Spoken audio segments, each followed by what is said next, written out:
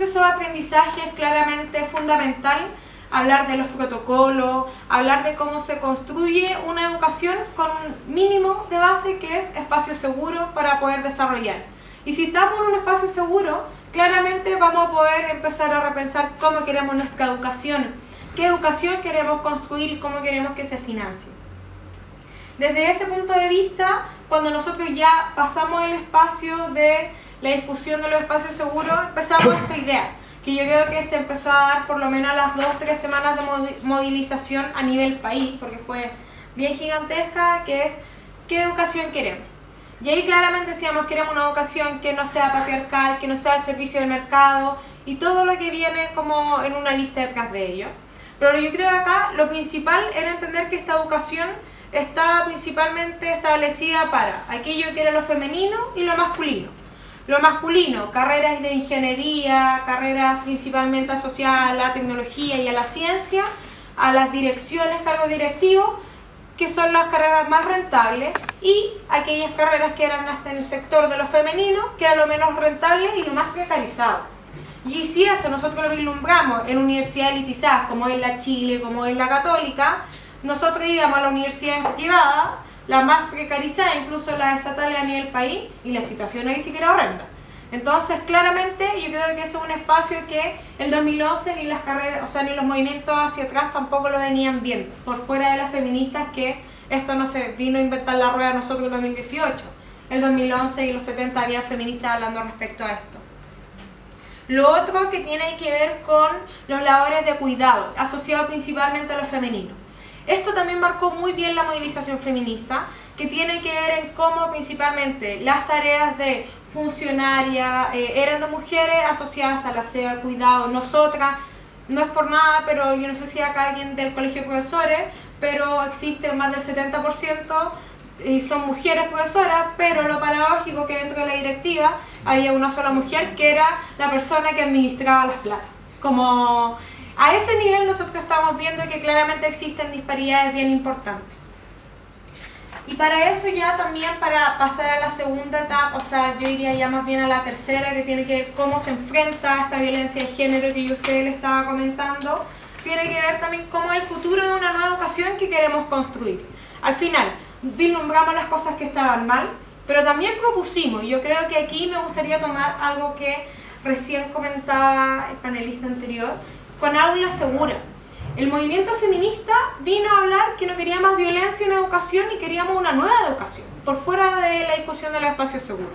Y cuando nosotros estábamos en esa discusión, la ministra Pla responde con una agenda mujer.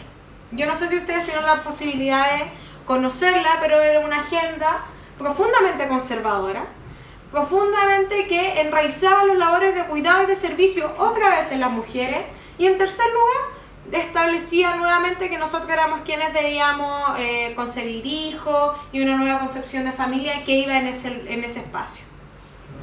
Ahí, si nosotros vemos, al final, el movimiento feminista fue escuchado por parte del gobierno, y ahí claramente vemos que no. No existió una relación directa, y que la única respuesta que tuvimos fue esta agenda mujer, y la segunda, ante un problema de violencia que se vive todos los días en los colegios, con aula segura. Yo creo que aula segura es el segundo espacio, porque cuando nos plantean a nosotros aula segura, nosotros respondemos perfecto. El colegio de profesores, los mismos estudiantes han dicho que existe violencia importante en los colegios, que no viene directamente de los estudiantes, sino que los apoderados de los estudiantes hacia los profesores. Entonces, ¿qué hacemos con la ausencia de protocolo en los colegios? ¿Qué pasa con las estudiantes que viven todos los días y las mismas disidencias sexuales que no son respetadas en los colegios? La respuesta a los mismos bullying. ¿Eso se resuelve con una aula segura? Claramente no. Entonces, vemos que ante esta, no podríamos decirle querer taparse los oídos cuando tenemos, o no sé, vendarnos los ojos cuando tenemos un elefante al frente. Para nosotros lo más importante era retomar entonces nuestra discusión del 2011, pensar en que si fortalecemos la educación pública, la logramos expandir, crear un sistema de educación pública que nosotros nos garantice no solamente protocolos, sino que también nos garantice qué educación vamos a tener el día de mañana, para quienes vamos a desarrollarlo, sería una idea de por lo menos poder avanzar en el sentido de fortalecer la educación pública y hacer un poco retroceder esta educación de mercado que hacía que aquella que se apropiaba principalmente de nosotras, de nuestros cuerpos, de nuestro conocimiento. Lo segundo, terminar con la deuda en educación. ¿Por qué nosotros retomamos esta idea? Y tiene que ver principalmente porque quienes sufren principalmente la deuda somos nosotras las mujeres. El mismo ejemplo que les di al principio, nosotras salimos del colegio, salimos de la universidad, entramos al mercado laboral y claramente estamos ganando menos lucas que nuestros compañeros hombres. Entonces, la mochila, ¿en quién carga más cuando tenemos que salir a pagar esa carrera por el crédito que se tenga? Es en nosotros. Y ahí otra vez es tan necesario terminar con la deuda en educación y por eso este nuevo crédito no responde a la demanda del movimiento estudiantil feminista ni tampoco el crédito anterior que él cae. Tercero, condonar la deuda. Más de ustedes más que yo también deben saber que más de 3 billones y tanto se fueron en el crédito con aval del Estado, principalmente en Chile, en cargos de recompra y ese tipo de cosas. El punto es que dentro de todo lo endeudado en Chile por el crédito con aval del Estado, el 53 al 57% son mujeres. No es una gran diferencia con hombres, pero eso sí significa que incluso cuando nosotros vemos en quienes acceden principalmente a becas, también somos nosotras las mujeres. Entonces, para quienes está principalmente pensado el financiamiento en educación, es como las mujeres ingresan al sistema educativo, pero el día de mañana tienen peores condiciones. Yo creo que desde ahí también es importante hablar de condonar la deuda, por lo menos en los espacios más que son más necesarios. Y ya por último, para ir finalizando, es repensar la idea de cómo podemos abrir esta reforma. Las reformas que se cerraron en el gobierno de la nueva mayoría, que tienen que ver con beca y gratuidad, que hoy día ustedes también lo deben saber, está generando vacío monetario en la educación, no solo en las universidades del Estado, y eso es claramente por no haber escuchado a los movimientos sociales exigiendo terminar con los vouchers y empezar a tener aportes fiscales directos.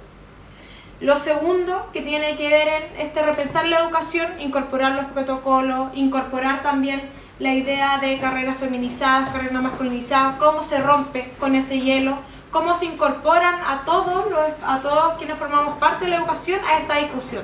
Porque esta no es una demanda de mujeres. Yo creo que es súper bueno que se entienda. Esta es una demanda que compone una nueva educación que les va a servir desde el profesor hombre, al funcionario, al estudiante, para poder repensar y también liberarse de una esclavitud que nosotros vamos teniendo. Y así, nosotros creemos que una nueva educación pública feminista puede avanzar en esa tarea. Es lo que estamos proyectando ya para este año. Por lo mismo la huelga del 8 de marzo para nosotros es tan importante porque, como lo dijimos en el encuentro, queremos una nueva educación no sexista que rompa con estas lógicas patriarcales, machistas y repensar nuestra deuda, repensar cómo esta se enfrenta con condonación y ver cómo avanzamos en una nueva educación pública. Muchas gracias.